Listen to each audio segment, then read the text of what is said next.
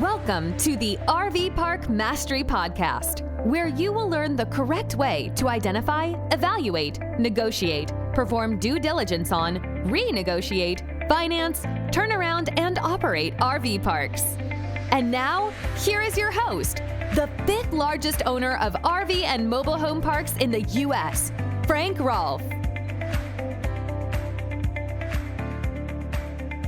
There's not much to like in the national news today. Everything is very bleak. You have the highest interest rates in 40 years, highest inflation we've had in 40 years. We've got a war raging in Ukraine and another one in Israel. There's just nothing positive to say. But that negative news is a very powerful force if you want to buy an RV park. This is Frank Rolfe, the RV Park Mastery Podcast.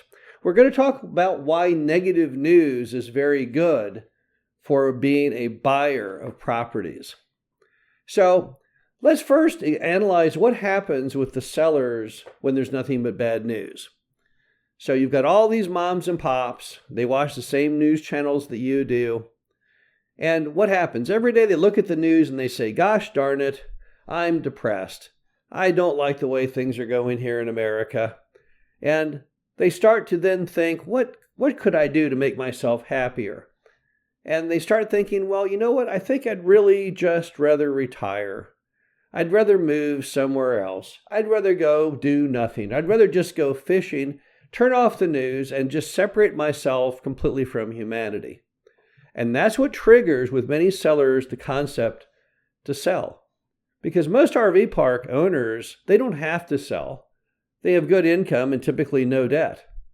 But you have to have something bigger, something that makes them personally want to cut ties with their property. And one of the big factors that does that is bad news. So when they see bad news over and over, that is the grain of sand that makes the pearl. That is the catalyst for many of them to go ahead and elect to entertain the idea of getting their property sold. They effectively become discouraged and depressed about America and the people that live in it, and they want to basically go and be alone. And also, when they have nothing but bad news, it makes them more agreeable to lowering the price because they figure times are bad, I can't get a great price because times are bad, so therefore I'll go with a lower offer. Or maybe you have something tied up and you have to go renegotiate it. Once again, they're more likely to renegotiate it because, well, times are bleak, and so they figure, man, I really would just want to go buy that A-frame house on the side of the lake and fish 24 hours a day. So I'm going to go ahead and bite the bullet and get it out the door at an even lower price because I'm ready to go.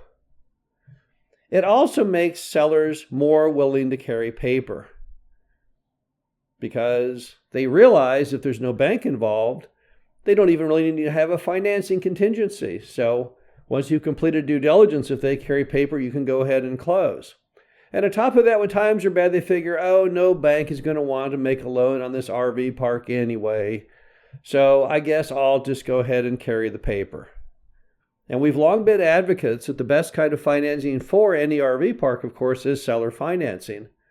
So the fact that bleak times helps people to get in the mood to carry the financing, well, that's great if you're a buyer. Because who wouldn't want to go ahead and have mom and pop act as the bank? It takes a lot of risk, stress off you, no longer having to build that loan package, calling on banks, meeting with banks, waiting for their virtual jury decision in the loan committee. It's a whole lot happier, friendly world when mom and pop agree to carry the paper. It also means when times are bad that they're going to be perpetually willing to renegotiate the price, to do whatever it takes to get the deal closed. Because things do pop up when you are in due diligence. Reasonable things, realistic things, not lying to them kinds of things. But when times are discouraging, once again, they're going to feel that inertia to want to move on, and they're going to go ahead and do whatever it takes to get the deal done. Now, remember that bad times, such as we seem to be going into at the moment, particularly with that latest job reforecasting where about 1 million jobs have been overpromised and underdelivered, and we had to take them back away from our statistics, which may well have pushed us now into recession and we don't even know it. But these bleak times now are great for RV park buyers because the bleak times are going to trigger one big item, and that is a decline in interest rates. And since the money you make with your RV park is typically defined by the spread between the interest rate and the cap rate, at times when interest rates are declining, that's when the most money is made with RV parks. Jerome Powell recently definitely dangled the carrot that he is going, in fact, to start dropping rates starting in September. And many people project he'll drop the rates about 3 points before he stops to try and battle back recessionary forces. And that's great news for RV park buyers. Imagine you bought an RV park at a cap rate which simply matched the loan interest rate, and Powell does drop the rates 3 points. Well, you would get your 3-point spread that creates a 20% cash-on-cash return by nothing more than simply the timing of when you bought the property, even if you never raised occupancy or revenue up 1 penny. It would still be a roaring success for you simply because the interest rates had declined. So there really are some very good and powerful byproducts from a recession when it comes to RV parks. Now you might say, what about my demand in the RV park? Well, let's look at that for a moment. The average American utilizes their RV 14 days of the year. They're not going to not take a vacation because there's a recession. And a lot of RV park owners, maybe 50% of them, are retired. So they don't really care whether we have a recession or not. They're not in any way concerned about holding a job. And also RV park travel is considered a less expensive way to travel. So if people are tightening the belts and cost cutting, well, RVs and RV park travel appears even more reasonable to them as a macro whole.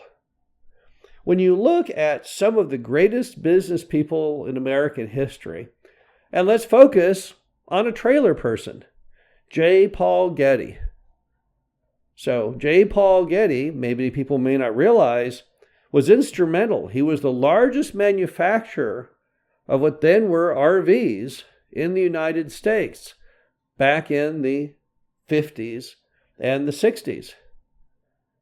And his company was called Spartan. You can look it up. It was part of the Spartan aircraft conglomerate, which immediately following World War II didn't really have any purpose. It had these factories that knew how to make things out of aluminum, but they had nothing to build. So he decided to have them start to build travel trailers.